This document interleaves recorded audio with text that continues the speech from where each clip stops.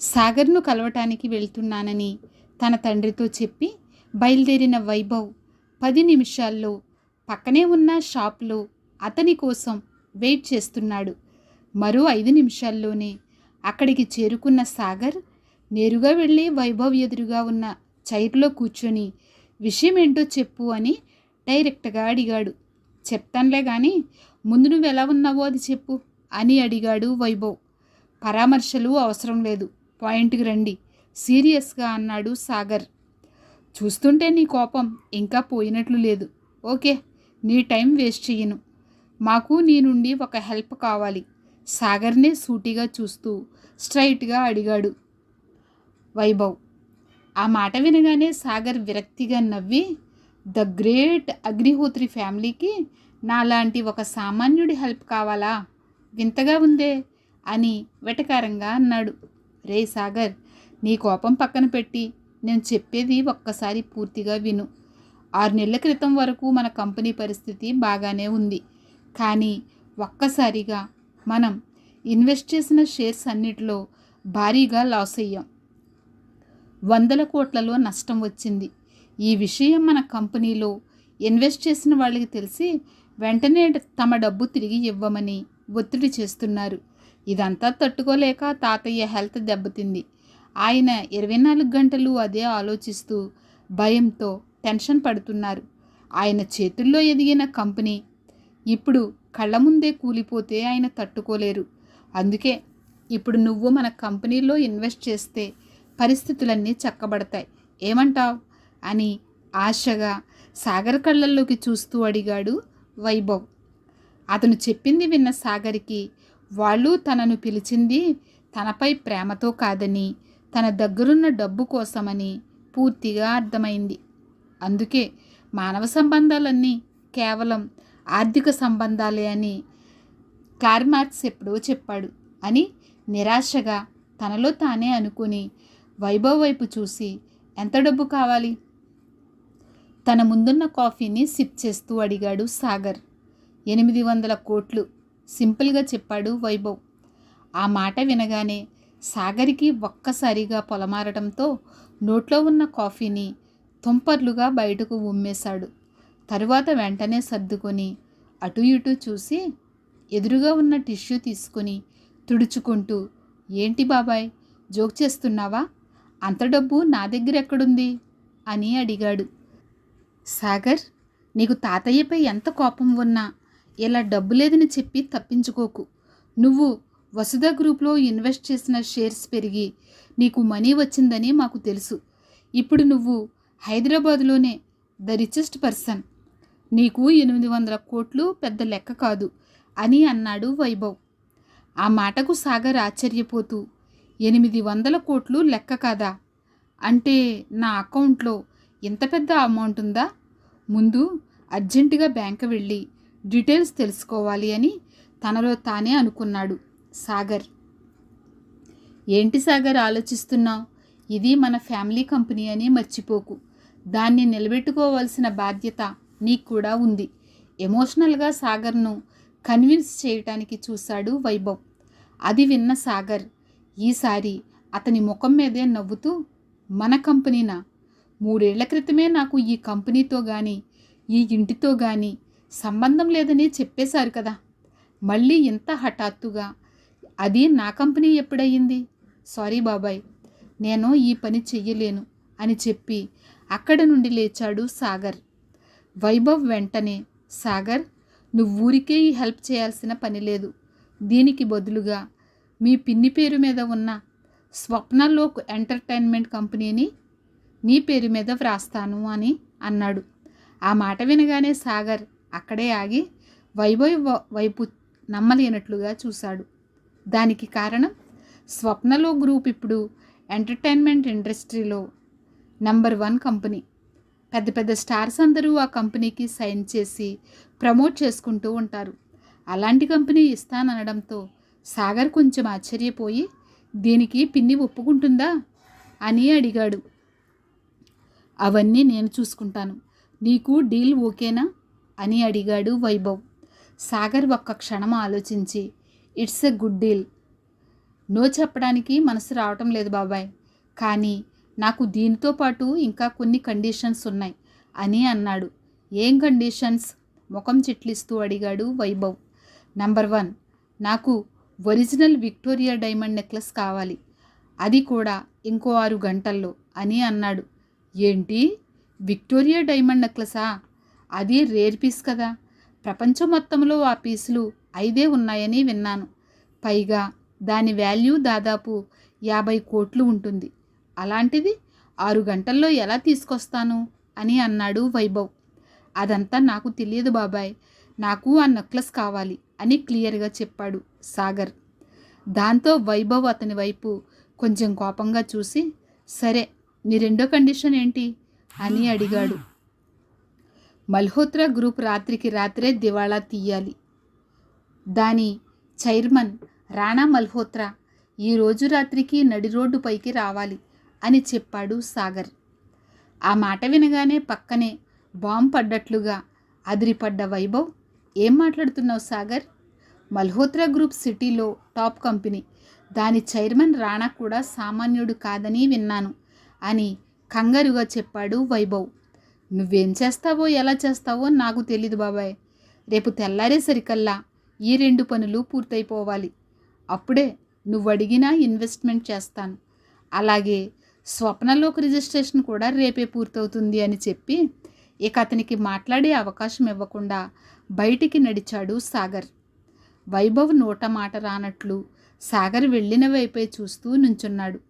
వైభవ్ ఖచ్చితంగా తాను చెప్పిన పనులన్నీ పూర్తి చేస్తాడని సాగర్కి తెలుసు. ఎందుకంటే ఇప్పుడు అతనికి సాగర్ తప్ప మరో ఆప్షన్ లేదు. దాంతో అతను ఉత్సాహంగా కాఫీ షాప్ నుండి బయటికి వచ్చి, ముందు అఖిల కంపెనీకి అవసరమైన 40 కోట్లు ఆమె అకౌంట్కి ట్రాన్స్ఫర్ చేయాలి. అఖిల హ్యాపీగా ఫీల్ అవుతుంది అని అనుకుంటూ తన మొబైల్ బయటకు తీశాడు. ఇంతలో మెసేజ్ టోన్ టింగ్మంటూ మోగింది. అది అఖిల దగ్గర నుండి వచ్చిన మెసేజ్ కావటంతో సాగర్ వెంటనే దాన్ని ఓపెన్ చేశాడు. ఈరోజు ఈవినింగ్ సూర్యకాంతి ఇంట్లో ఫ్యామిలీ ఫంక్షన్ ఉంది, మనం తప్పకుండా వెళ్ళాలి. నీ అకౌంట్లో 30,000 ట్రాన్స్ఫర్ చేస్తున్నా, మంచి సూట్ కొనుక్కుని టైంకి ఇంటికి వచ్చేయి అని ఉంది. అది చూసి సాగర్ నవ్వుకుంటూ, నేను నీకు 40 కోట్లు ట్రాన్స్ఫర్ చెయ్యాలనుకుంటే నువ్వు నాకు 30,000 ట్రాన్స్ఫర్ చేస్తావా డార్లింగ్ అనుకుని నవ్వుకున్నాడు. అఖిల సొల్యూషన్స్ మీటింగ్ హాల్లో సాగర్కి అమౌంట్ ట్రాన్స్ఫర్ చేసిన అఖిల తన మొబైల్ పక్కన పెట్టి అప్పుడే లోపలికి వచ్చిన రాణాను మర్యాదగా ఇన్వైట్ చేస్తూ, please take your seat mister Rana అని అంది. రాణా నవ్వుతూ వెళ్ళి చైర్లో కూర్చున్నాడు. వెంటనే అఖిల లేచి తాను చేస్తున్న ప్రాజెక్టు గురించి అతనికి ఎక్స్ప్లెయిన్ చేస్తూ పవర్ పాయింట్ ప్రజెంటేషన్ ఇవ్వటం మొదలుపెట్టింది. ఫార్మల్ సూట్లో ఉన్న అఖిల అందాలను వెనుక నుండే ఆస్వాదిస్తున్న రాణా ఆమె చెప్పే ప్రాజెక్ట్ కన్నా ఆమె బాడీ మెజర్మెంట్స్పై ఎక్కువ దృష్టి పెట్టాడు. 10 నిమిషాల్లో ప్రజెంటేషన్ పూర్తి చేసిన అఖిల చైర్లో కూర్చుని, well mister Rana, that's my project. Last time ఈ ప్రాజెక్ట్లో కొన్ని ఎర్రర్స్ వచ్చిన మాట నిజం, బట్ మేము వాటిని కరెక్ట్ చేసి ప్రొడక్షన్ రీస్టార్ట్ చేస్తున్నాం. ఈసారి ప్రాజెక్ట్ తప్పకుండా సక్సెస్ అవుతుందని నమ్మకం మాకుంది.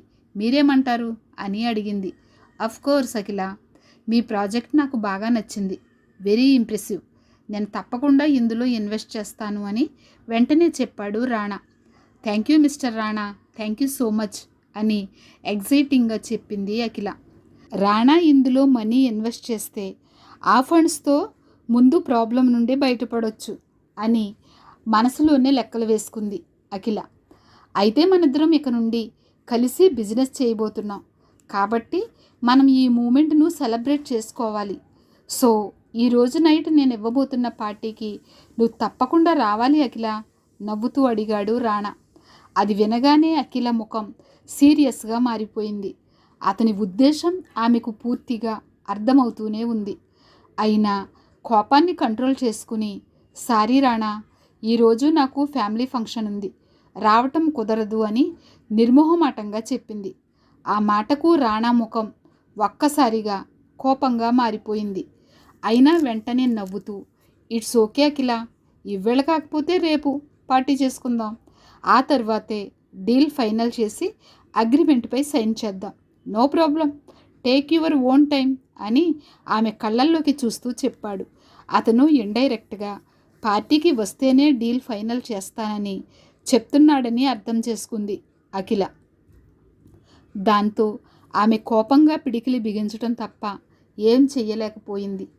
ఇప్పుడు పార్టీకి ఒప్పుకోకపోతే చేతిదాకా వచ్చిన అవకాశం చేజారిపోతుంది. ఒప్పుకుంటే వీడు వేసే కోతి వేషాలు భరించాలి. ఇప్పుడేం చెయ్యాలి అని ఆలోచిస్తూ ఉంది అఖిల. ఇంతలో ఆమె ఫోన్లో మెసేజ్ టోన్ రావటంతో స్క్రీన్ వైపు చూసింది. బ్యాంక్ నుండి వచ్చిన ఏదో నోటిఫికేషన్ డిస్ప్లే అవ్వటంతో వెంటనే దాన్ని ఓపెన్ చేసింది అఖిల. అందులో ఆమె అకౌంట్లో 40 కోట్లు క్రెడిట్ అయినట్లు ఉండటంతో ఆమె ఒక్కసారిగా షాక్ అయింది. అంతలోనే పెదాలపై సంతోషంతో చిరునవ్వు కూడా వచ్చింది. కానీ ఆ అమౌంట్ ఎవరు ట్రాన్స్ఫర్ చేశారు అనే అనుమానం కూడా రావటంతో వెంటనే కళ్ళెత్తి రాణా వైపు చూసింది. రాణా ముఖంలో ఆమె ఎందుకు నవ్వుతోందో అర్థం కాని అయోమయం కనిపించింది. ఇంతలో ఆమె ఫోన్పై మరో మెసేజ్ ప్రత్యక్షమైంది. ఈసారి అది సాగర్ నుండి వచ్చిన మెసేజ్. అఖిల, నీ అకౌంట్లోకి 40 crores ట్రాన్స్ఫర్ అయ్యాయి. ఎక్కడివి, ఏంటి అని ప్రశ్నలు అడగొద్దు. టైం వచ్చినప్పుడు నేనే చెప్తాను. ముందు వాటితో నీ ప్రాబ్లం సాల్వ్ చేసుకో అనే టెక్స్ట్తో పాటు ఒక స్మైలీ ఎమోజీ కూడా యాడ్ చేసి ఉంది. అది చూడగానే అఖిలకు ఆశ్చర్యం వేసింది. సాగర్కి ఇంత డబ్బు ఎక్కడ నుండి వచ్చిందో అర్థం కాలేదు. కానీ అతడు తప్పు చెయ్యడనే నమ్మకం ఆమెకు దృఢంగా ఉండటంతో అది పెద్ద సమస్యలా అనిపించలేదు. వెంటనే రాణా వైపు చూసి, ఓకే మిస్టర్ రాణా, నేను మీ పార్టీకి రావటం లేదు. మీరు నా ప్రాజెక్ట్లో ఇన్వెస్ట్ చేయాల్సిన అవసరం లేదు. ఇక మీరు బయలుదేరండి అని చెప్పి ఆమె కూడా అక్కడి నుండి లేచి బయటకు నడిచింది. అఖిలకు డబ్బు ఎంత అవసరమో రాణాకు బాగా తెలుసు. అలాంటిది ఆమె సింపుల్గా నో చెప్పేసి వెళ్ళిపోతూ ఉండటంతో ఆమె యాటిట్యూడ్కి షాక్ అయ్యాడు. అయినా వెంటనే తేరుకొని, అఖిల, ఒకసారి నేను చెప్పేది విను అంటూ ఆమె వెనకే వెళ్ళబోయాడు. ఇంతలో అతని ఫోన్ రింగ్ అవడంతో చిరాగ్గానే కాల్ లిఫ్ట్ చేసి హలో అని అన్నాడు. సార్, హఠాత్తుగా కొంతమంది ఐటీ డిపార్ట్మెంట్ నుండి రైడ్కి వచ్చారు అని అతను చెబుతూ ఉండగానే మధ్యలో ఫోన్ కట్ అయ్యింది. రాణా కట్ అయిన ఫోన్ వైపు అయోమయంగా చూస్తూ, వాట్ నాన్సెన్స్, ఎంత సడన్గా ఐటీ రైడ్ చేయడం ఏంటి అనుకుంటూ మళ్ళీ కాల్ బ్యాక్ చెయ్యబోయాడు. కానీ ఇంతలో అతని ఫోన్ మళ్ళీ రింగ్ అయ్యింది. అటువైపు నుండి ఆఫీస్ మేనేజర్ కాల్ చేస్తున్నాడు. అది చూడగానే రాణా మనసు కీడు శంకించటంతో అనుమానంగానే కాల్ లిఫ్ట్ చేసి హలో అన్నాడు. సార్, మీరు ఎక్కడున్నారు? ఆఫీస్పై ఐటీ రైడ్ జరుగుతోంది. వాళ్ళు ఆఫీస్ మొత్తం తలకిందులు చేస్తున్నారు. మన ఇల్లీగల్ ప్రాజెక్ట్కి సంబంధించిన ఫైల్స్, హార్డ్ డిస్క్లు అన్నీ ఇక్కడే ఉన్నాయి.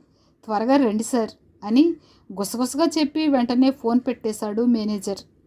రాణాకు అసలు ఏం జరుగుతుందో అర్థం కాకపోవటంతో హడావిడిగా బయటకు పరిగెత్తాడు.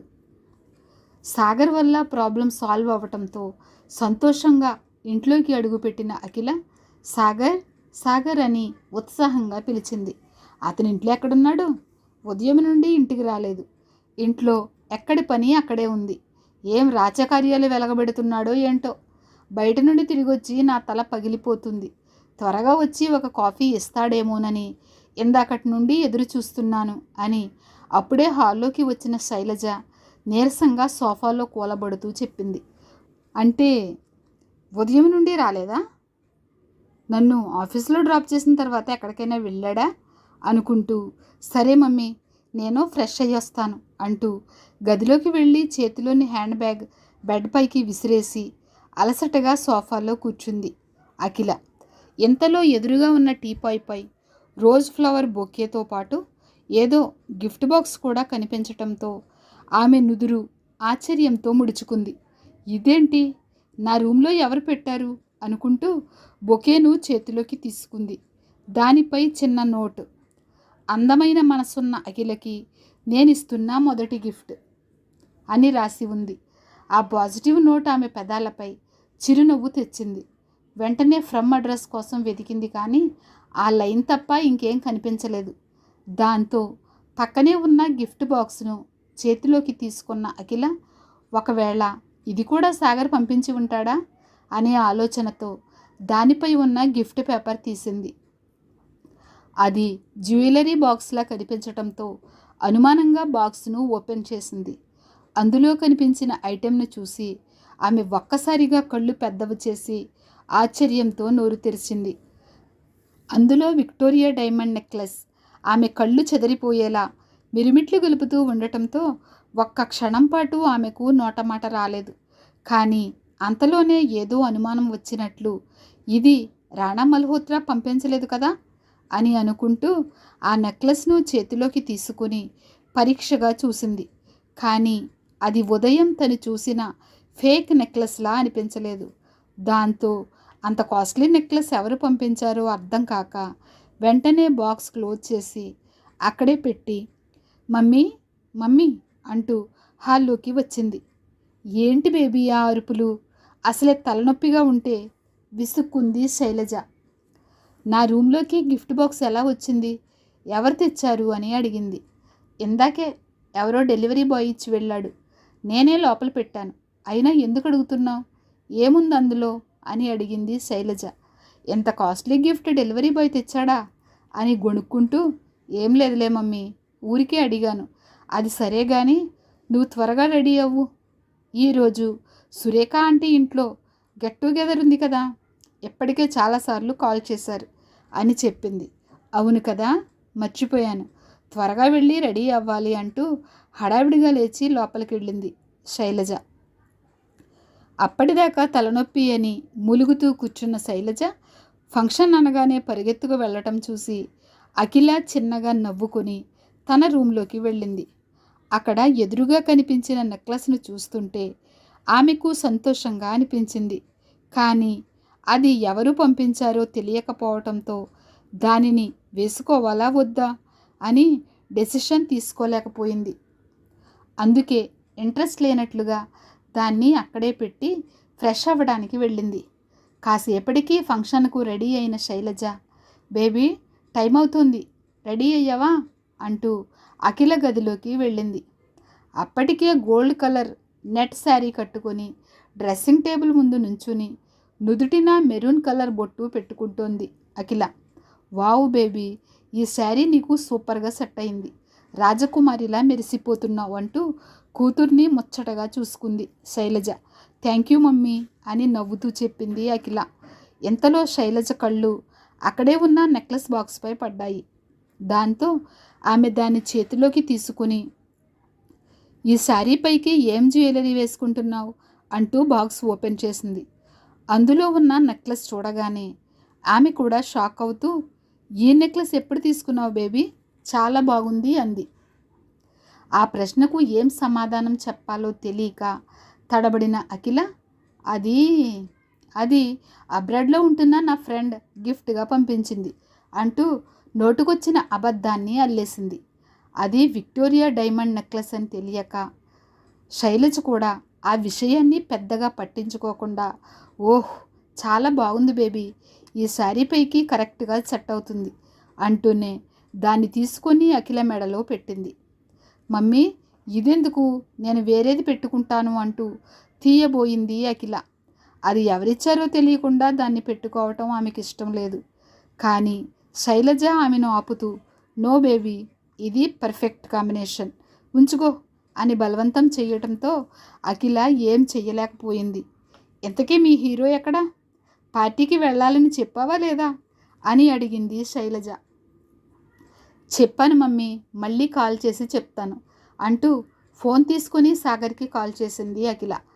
హా అఖిల, మీరు పార్టీకి వెళ్ళండి, నేను డైరెక్ట్గా అక్కడికి వచ్చేస్తాను అని అన్నాడు సాగర్.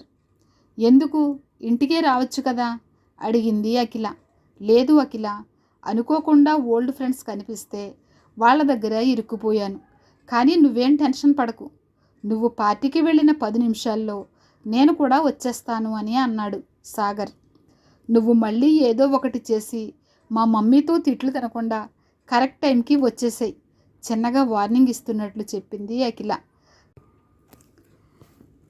సాగర్ నవ్వి సరే అనటంతో, ఇంతకీ డ్రెస్ కొనుక్కోమని చెప్పాను కదా, కొనుక్కున్నావా అని అనుమానంగా అడిగింది. నువ్వు చెప్పాక కొనకుండా ఉంటానా? కొన్నాను, కానీ అందులో ఎలా ఉన్నానో పార్టీలో చూసినప్పుడు నువ్వే చెప్పాలి అని నవ్వుతూ అన్నాడు సాగర్. చాలు చాలు, త్వరగా వచ్చేయి అని వెంటనే ఫోన్ కట్ చేసింది అఖిల. ఏంటి, హీరో గారు రావటం లేదా? వెటకారంగా అడిగింది శైలజ. డైరెక్ట్గా పార్టీకే వస్తానన్నాడు మమ్మీ, మనం వెళ్దాం పదా అని చెప్పి ఆమెతో పాటు పార్టీకి వెళ్ళింది అఖిల. నువ్వు కూడా ఏంటఖిల, ఇంత లేటుగా ఫంక్షన్కి వచ్చావు అని నవ్వుతూ అడిగింది ఆమె అత్తయ్య సురేఖ. చాలే మమ్మీ, అది పార్టీకి రావటమే ఎక్కువ అని ఫీల్ అవుతుంది. నేను కాల్స్ మీద కాల్స్ చేసి సావగొట్టాను కాబట్టి వచ్చింది, లేదంటే ఏదో ఒక కారణం చెప్పి తప్పించుకునేది అని వెటకారంగా అంది పక్కనే ఉన్న ఆమె కూతురు శ్రీలేఖ. పాప పి సుశీల, కాస్త ఎక్కువైంది, తగ్గిస్తావా అని శ్రీలేఖ తల మీద చిన్నగా కొట్టి అంది అఖిల. ఆమె వెనకాల వచ్చిన శైలజని చూచి, శైలజ బాగున్నావా అని ఆప్యాయంగా అడిగింది. చిరునవ్వుతో పలకరించిన ఆమె వైపు అసహ్యంగా చూసి సమాధానం చెప్పకుండా వాళ్ళకి కాస్త దూరంగా వెళ్ళిపోయింది శైలజ. ఆమె ప్రవర్తనకి డల్గా మారిపోయిన సురేఖ భుజంపై చెయ్యి వేసి, మమ్మీ గురించి తెలిసిందే కదా అత్తయ్య, ఫీల్ అవ్వకండి అని సర్ది చెప్పాలని చూసింది అఖిల. నేను చేసిన తప్పుకి ఇలా జరగాల్సిందే అఖిల అని గతంలో తను చేసిన తప్పు తలుచుకుంటూ బాధ దిగమింగుకుంది సురేఖ. పార్టీలో శైలజ తన ఏజ్ వాళ్లతో మింగిలవ్వగా అఖిల తన కజిన్స్తో మాట్లాడుతూ కూర్చుంది. ఇంతలో అక్కడికి వచ్చాడు స్వరూప్. అతను అఖిల కజిన్, ముక్తాదేవికి గారాల మనువడు. చిన్నతనంలోనే సొంతంగా ఒక కంపెనీ స్టార్ట్ చేసి మంచి పేరు ప్రఖ్యాతులు తెచ్చుకున్నాడు స్వరూప్. అందుకే ఆ ఫ్యామిలీలో అందరికన్నా ముక్తాదేవి అతని మాటకే ఎక్కువ విలువ ఇస్తుంది. ఆ ధైర్యంతోనే అతను అందరితో పొగరుగా బిహేవ్ చేస్తూ ఉంటాడు. వచ్చి రాగానే అఖిలను చూసి, హే అఖిల, ఎలా ఉన్నావు? నీ యూజ్లెస్ హస్బెండ్ను తీసుకురాలేదా అని హేళనగా అడిగాడు. ఆ మాటకు ఒళ్ళు మండిన అఖిల వెంటనే అతన్ని ముఖం పగిలేలా కొట్టాలని అనుకుంది. కానీ కోపాన్ని కంట్రోల్ చేసుకుంటూ సైలెంట్గా ఉండిపోయింది. అడిగేది నిన్నే అఖిల, ఎలా ఉన్నావు అని కూలింగ్ గ్లాసెస్ స్టైల్గా తీస్తూ మళ్ళీ అడిగాడు స్వరూప్. ఫైన్ అని అఖిల ముక్తసరిగా సమాధానం చెప్పేసరికి స్వరూప్ ఈగో హట్ అయ్యింది. ఆమె వైపు కన్నింగా చూస్తూ, అయినా సాగర్ని పెళ్లి చేసుకున్న తర్వాత సంతోషంగా ఎలా ఉంటావులే అని హేళన చేస్తున్నట్లుగా అన్నాడు స్వరూప్. ఇలాంటి అవమానాలకు భయపడే అఖిల ఈ ఫంక్షన్స్కి రాకూడదు అనుకుంటుంది. కానీ ప్రతి 3 నెలలకు ఒకసారి జరిగే ఫ్యామిలీ గెట్ టుగెదర్ ఫంక్షన్కి రాకపోతే వాళ్ళ నాన్నమ్మ ఊరుకోదు. ఎవరు ఎలాంటి పరిస్థితుల్లో ఉన్నా ఫంక్షన్కి ఖచ్చితంగా అటెండ్ అవ్వాల్సిందే, లేదంటే తరువాత జరిగే పరిణామాలకి బాధ్యత వహించటం చాలా కష్టంగా ఉంటుంది. ఇంతలో అఖిల మెడలో మెరిసిపోతున్న విక్టోరియా డైమండ్ నెక్లెస్ను చూచి, మంచి భర్తని ఎలాగూ సంపాదించలేకపోయా, కనీసం ఒంటికి పెట్టుకునే ఆర్నమెంట్స్ అయినా రియల్వి పెట్టుకోవచ్చు కదా అని యాటిట్యూడ్గా అన్నాడు స్వరూప్. నీకు ఈ మధ్య సైట్ ఏమైనా వచ్చిందా స్వరూప్ అని చేతులు కట్టుకుంటూ అంతే యాటిట్యూడ్గా అడిగింది అఖిల. వాట్ డూ యూ మీన్ అని కనుబొమ్మలు ఎగరేస్తూ అడిగాడు స్వరూప్. మరి లేకపోతే రియల్ డైమండ్ నెక్లెస్ని పట్టుకుని నకిలీ అని ఎలా అంటావు అని అతడి కళ్ళల్లోకి సూటిగా చూస్తూ అడిగింది అఖిల. నైస్ కామెడీ అఖిల అని పొట్ట పట్టుకుని నవ్వుతూ, మీకున్న స్తోమతకి దాన్ని తాకటమే గొప్ప, అలాంటిది కొన్నారంటే ఎలా నమ్మమంటావు? వరల్డ్లో ద మోస్ట్ ఎక్స్పెన్సివ్ డైమండ్ అది. దాన్ని కొనాలని 6 నెలల నుంచి ప్రయత్నిస్తుంటే నాకే దొరకలేదు, అలాంటిది నీకెలా దొరికింది? అది ఖచ్చితంగా నకిలీ నెక్లెసే అని తేల్చి చెప్పేశాడు స్వరూప్. ఇంతలో నమ్మకపోతే మానేయ్, నీ నమ్మకంతో ఇక్కడ ఎవ్వరికీ పని లేదు అని గొంతు వినిపించడంతో అక్కడున్న వాళ్ళంతా తల తిప్పి అటు చూశారు. అప్పుడే ఫ్యాషన్ షోలో మేల్ మోడల్గా స్టైల్గా నడుచుకుంటూ అక్కడికి వచ్చాడు సాగర్. అతని ఒంటి మీద ఉన్న తివారీ కంపెనీ సూట్ చూసి అఖిల, స్వరూప్ ఇద్దరూ షాక్ అయ్యారు. అఖిల మెడలో ఉన్న డైమండ్ నెక్లెస్ లానే తివారీ కంపెనీ సూట్ కూడా ఖరీదు ఎక్కువ. సాగర్, ఈ సూట్ నీకు ఎక్కడిది అని అతడి వైపు స్ట్రేంజ్గా చూస్తూ అడిగాడు స్వరూప్.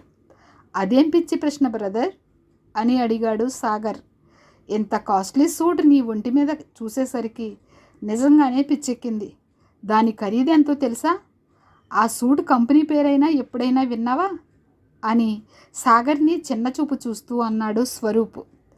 ఇది తివారీ సూట్ అని తెలుసు, దీని కాస్ట్ 2 లక్షలని కూడా తెలుసు అని స్టైల్గా సమాధానమిచ్చాడు సాగర్. ఇది కలో నిజమో నాకు అర్థం కావటం లేదు. అఖిల మెడలో ఉన్న డైమండ్ నెక్లెస్ చిన్న షాక్ ఇస్తే, నువ్వు వేసుకున్న సూట్ డెడ్ షాక్ ఇచ్చింది అని తల పట్టుకుంటూ అన్నాడు స్వరూప్. సో దీన్ని బట్టి నీకు అర్థమైందేంటి, ఎవరిని ఎప్పుడూ తక్కువ అంచనా వేయకూడదు అని ఊడిపోయిన స్వరూప్ కోటు బటన్ పెడుతూ అన్నాడు సాగర్. అతని ప్రవర్తనను ఆశ్చర్యంగా చూసింది అఖిల. ఎంతలో ప్యాలెస్ నుంచి బయటకు వచ్చింది ముక్తాదేవి. ఆవిడ రావటంతో అందరూ పిన్ డ్రాప్ సైలెంట్గా మారిపోయారు. కూర్చున్న వాళ్ళందరూ లేచి నిలబడి ఆమెకు మర్యాద ఇస్తున్నారు. అలా నిలబడిన వాళ్ళల్లో సాగర్ని చూడగానే ముక్తాదేవి ముఖం మీద అప్పటి వరకు ఉన్న చిరునవ్వు ఎగిరిపోయింది. సాగర్ అంటే అఖిలకి మాత్రమే కాదు, అఖిల ఫ్యామిలీలో ఎవ్వరికీ ఇష్టం లేదు. అతడి ఒంటి మీద ఎంత ఖరీదైన బట్టలు ఉన్నప్పటికీ అతనొక పురుగులాగానే చూస్తున్నారు తప్ప కనీసం మనిషిలా కూడా చూడటం లేదు. Granny, how is your health now అని ముక్తాదేవి దగ్గరికి ప్రేమగా వెళ్ళి అడిగాడు స్వరూప్. నా హెల్త్కి ఏమవుతుంది నాన్న, నువ్వు నా పక్కనుండగా అని అతని చెంపల్ని ప్రేమగా తడుముతూ అంది ముక్తాదేవి. చాలు చాలు, మీ ప్రేమానురాగాలు అయిపోతే డిన్నర్ చేయడానికి రండి అని ముక్తాదేవి చేయి పట్టుకొని డైనింగ్ టేబుల్ దగ్గరికి తీసుకువెళ్ళింది సురేఖ. ముక్తాదేవి ప్యాలెస్ బయట 2 ఎకరాల గార్డెన్లో 50 మందికి సరిపడా పెద్ద డైనింగ్ టేబుల్ ఉంది. దాని చుట్టూ డీజే సెట్టింగ్లు, ఫెయిరీ లైట్స్తో మొత్తం నిండిపోయింది. అందరూ భోజనానికి కూర్చున్నారు. గ్రానీ, ఈరోజు ఏమైనా స్పెషల్గా మాకు చెప్పాలా అని డిన్నర్ చేస్తూ అడిగాడు స్వరూప్. చాలా ఇంపార్టెంట్ విషయం చెప్పాలి స్వరూప్, అందుకే ఈ ఫంక్షన్కి ఎవరూ మిస్ అవ్వద్దు అని మరీ చెప్పాను అని వైన్ సిప్ చేస్తూ అంది ముక్తాదేవి. ఏంటి గ్రానీ అది అని స్వరూప్ అడగటంతో అక్కడ ఉన్న వాళ్ళందరూ ముక్తాదేవి ఏం చెప్తుందా అని ఆతృతగా చూస్తున్నారు. మీకు స్వప్నలోక్ మీడియా గురించి తెలుసు కదా అని డైరెక్ట్గా విషయంలోకి వచ్చేస్తూ అంది ముక్తాదేవి. దాని గురించి తెలియకుండా ఎలా ఉంటుంది గ్రానీ, ఆ మీడియాతో కొలాబరేట్ అవ్వాలని గత కొన్ని సంవత్సరాలుగా ప్రయత్నిస్తున్నాం కదా, కానీ అవ్వలేకపోయాం అని పిడికిలి బిగించి టేబుల్ మీద డిసప్పాయింటెడ్గా కొడుతూ అన్నాడు స్వరూప్. స్వప్నలోక్ మీడియా గురించి వినగానే సాగర్ కళ్ళు పెద్దవయ్యాయి. కూల్గా ఉండు స్వరూప్, ఇప్పటి వరకు కానిది ఇక మీదట అవ్వబోతోంది అని చెబుతున్న ముక్తాదేవి పెదవుల మీద కన్నింగ్ స్మైల్ కనబడింది. అక్కడ కూర్చున్న వాళ్ళు ఎవ్వరూ ముక్తాదేవిని ప్రశ్నించే ధైర్యం చేయలేకపోతున్నారు, ఒక్క స్వరూపు తప్ప. How is this possible granny అని అనుమానంగా అడిగాడు స్వరూప్. రేపు స్వప్నలోక్ మీడియాకి కొత్త సీఈఓ రాబోతున్నాడట. అతనికి నీ ఏజే ఉండొచ్చని నా ఇన్ఫార్మర్స్ చెప్పారు. సో మనం అతడిని మచ్చిక చేసుకుంటే ఆ మీడియాతో మన ముక్తా గ్రూప్ కొలాబరేట్ అవ్వటం ఈజీ అవుతుంది అని తన ఆలోచనని చెప్పింది ముక్తాదేవి. వాట్, స్వప్నలోక్ మీడియాకి కొత్త సీఈఓ రాబోతున్నాడా? ఇన్ని సంవత్సరాలుగా మారని సీఈఓ ఇప్పుడెందుకు మారుతున్నాడు అని అందరికీ ఉన్న అనుమానాన్ని ముక్తాదేవిని అడిగాడు స్వరూప్. అదంతా ఇంకా తెలియదు స్వరూప్, కానీ ఇది మనకి మంచి అవకాశం అని తెలుస్తుంది. ఒకవేళ ఆ కొత్త సీఈఓని మన రూట్లోకి లాక్కుంటే మన స్థాయి వేరే లెవెల్కి వెళుతుంది అని సంతోషంగా అంది ముక్తాదేవి. ఆమె మాటలు సాగర్ని ఆశ్చర్యపరిచాయి, అలాగే నవ్వు కూడా తీసుకొచ్చాయి. ఎందుకంటే ఆ మీడియాకి కాబోయే సీఈఓ తమ పక్కనే ఉన్నాడు అని తెలియక అతన్ని ఎలా బుట్టలో వేసుకోవాలా అని తన ముందే ప్లాన్లు వేసుకుంటున్నారు. స్వప్నలోక్ మీడియా కొత్త సీఈఓతో మాట్లాడటానికి ఎవరెవరు ఇంట్రెస్ట్ చూపిస్తున్నారు అని తన ఎదురుగా కూర్చున్న వాళ్ళని చూస్తూ గంభీరంగా అడిగింది ముక్తాదేవి. ఆవిడ దగ్గర తమని తాము నిరూపించుకోవటానికి అదే మంచి అవకాశం అనుకున్న యంగ్స్టర్స్ నేను వెళ్తానంటే నేను వెళ్తాను అని చేతులు ఎత్తి ఆసక్తి చూపించారు. గుడ్, అందరిలోనూ పోటీ స్పిరిట్ ఉంది. కాకపోతే ఇది చాలా ప్రెస్టీజియస్ ఇష్యూ. ఎవరు పడితే వాళ్ళకి ఈ బాధ్యత అప్పగించలేను అంటూ స్వరూప్ వైపుకు తిరిగి, స్వరూప్, ఈ బాధ్యత నీకు అప్పగిస్తున్నాను, నువ్వే ఈ డీల్ ఓకే చెయ్యాలి అని అతడి చేతుల మీద చేయి వేస్తూ అంది ముక్తాదేవి. నువ్వు ఇంకా రిలాక్స్ అవ్వగ్రాని, ఇక నేను చూసుకుంటాను అని గర్వంగా అన్నాడు స్వరూప్. వాళ్ళిద్దరి సంభాషణ విని తనలో తాను నవ్వుకుంటూ చూస్తున్నాడు సాగర్.